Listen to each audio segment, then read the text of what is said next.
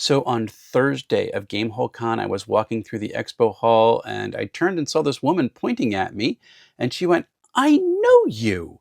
And it turned out to be Anna B. Meyer, who was a special guest of the convention. She's a fantasy cartographer who's done some really cool maps, including an incredible map of Greyhawk. She was kind enough to spend some time with me chatting, took me over to one of her maps that's on display for the West Marches style play that goes on at GameHole Con. Really, really wonderful lady, and I hope you enjoy this interview.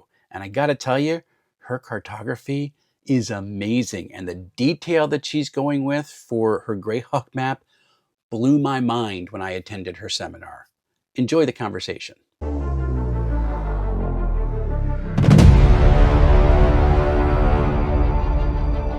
Okay, I'm Anna B. Meyer, and I do maps of places that don't exist for role-playing games and stuff. Yeah. And one of your maps is right behind you, right? Yes, that's the one I did for GameHole Publishing. That is for their organized play. That's wonderful. And do you what is the organized play at GameHole like? Oh, I haven't participated that much in it, but I've participated in a bunch of other ones. And it's basically a way that you can create a character and you can go from game to game, play with different DMs and different players. And it's a way to be able to enjoy gaming much more widely, so to speak. Absolutely wonderful. And you have been doing the map making for how long now? Oh, professionally, as a hobby, like 30 years, and professionally about 10, 12 years. Yeah.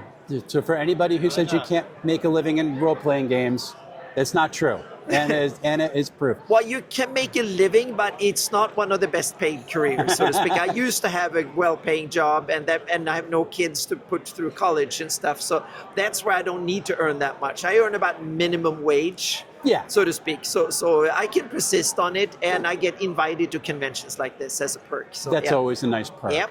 I say with DM Tales, I make enough to take a loss on my taxes. Yeah. Mm-hmm. Which is a wonderful thing. Yeah. So what's some of the cool things besides this wonderful map? And I'll get a picture of it in a little bit because it is beautiful. What are some of the projects people might have seen your maps in? I think I'm most known for my Greyhawk map that I've done as a fan project for over 25 years now, and I have a patron that focuses on that. That is probably what I'm most known for, but also among Kobold Press fans that I've done Midgard for Kobold Press as well. Okay, yeah, so wonderful. That map is probably that's the biggest commission I've done for game companies and stuff. And I done small projects for about a dozen other publishers the last decade. So yeah, that's awesome. But those two are the biggest ones, I think. Yeah. And if people want to see your work or find you online, where do they find you? They go to annabmeyer.com and they can go from there. Yeah. That's wonderful. Yeah. So how long have you been in the hobby for? Oh, I started gaming 79, 80 back in Sweden where I grew up. So yeah, and I've played ever since in one way or the other. Unlike most of us, you did not take a break. No, not really. I took a break. Maybe that might have been a year or so due to work and stuff that I didn't game. But at least I was prepping for games and I was reading and keeping it with me and stuff like that. So I always been part of the hobby, has been part of my life since 79, 80. It was awesome. A winter between 79 and 80. I'm not sure if it was before New Year's or after we played. I just remember it was snow out. But on the other hand, it snowed like all the time in where I grew up. 6 months of the year. You were definitely in the snow area. It was like Alaska climate where I grew up. So yeah. Awesome. Over all these years, because I know we were discussing, you said you have played a lot of games.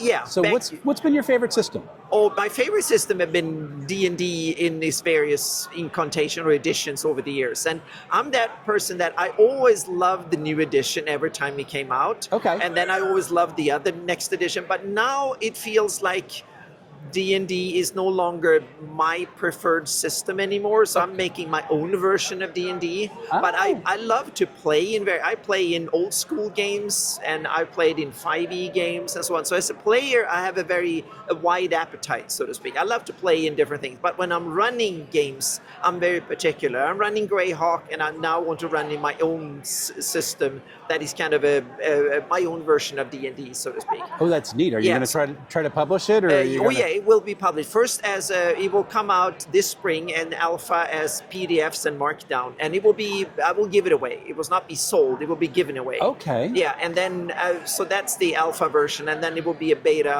and then it will be a full version that you can download and use, so to speak. What are some of the tweaks that you've made from the D&D system for this? I've taken away classes. Oh, yeah, okay. and so it's a game where everybody is basically multi-classed. So Okay. you can, I had the philosophy that I wanted less iconics and more you can tweak it the way you want it. So I want the player's desire and the game, the story to affect how the character develops, so to speak. So just because you want to play a spellcaster when you're first level, when you start a campaign, okay. maybe 3 years later and 50 editions into it, you might say, I want to learn to fight swords and I want to get armor and stuff instead of specializing more and more in spells. So you can tweak your character throughout the game, so to speak, and you can balance it. So you can say, I want to be able to cast spells, but I also want to do other things. Awesome. Yeah, so it's very much multi-classing is the norm, so to speak, the standard. Is it to become more skill-based? Yeah, to some degree, but I don't. It's still very similar to D&D in a lot of ways. But there's a couple of key differences in that sense. That class is gone. Okay. And I also tweaked armor a bit, and I've also added 3 more metaphysical abilities. In D&D, you have the 6. You have 3 physical abilities: strength, dex, constitution, and then you have 3 mental ones that are the wisdom and charisma. But I added 3 metaphysical ones that I call comeliness, presence, and taint. And that is so I can guide what happens in the character's afterlife, its standing versus the multiverse and stuff like that. So that governs how when you live and die, death saves, and a bunch of stuff like that too. And it also means that if you're human and you have a soul, you function one way. But let's say you're a gray elf and you're a spirit-based creature, you function differently from a mechanical standpoint. Okay. Yeah, so and that means that when you meet some monsters, they also function drastically different. Neat. And that is something I wanted more cool mechanics for that, so to speak.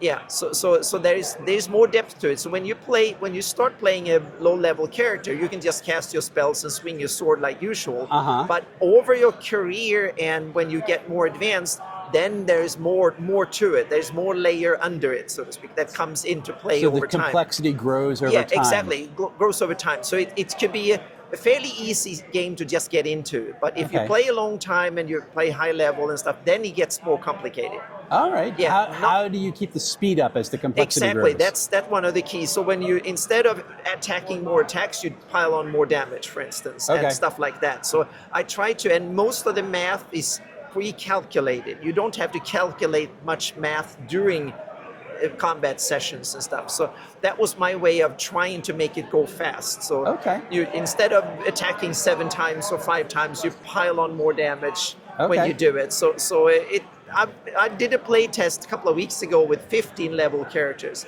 15 to 18 level, and it flew fairly well, so to speak. So that's awesome. Yeah, and it's in the early stage. There's still issues and bugs and missing things, but it's starting to get there. So yeah. Oh, well, thank you so much for taking the time. When you welcome. get to the alpha, please, I'll give you my card, but please come on channel. I'd love to talk with you about it. Sure, I would love to. Yeah. Absolutely. Yeah. Thank you. Have a great rest of the con. Oh, thank you so much.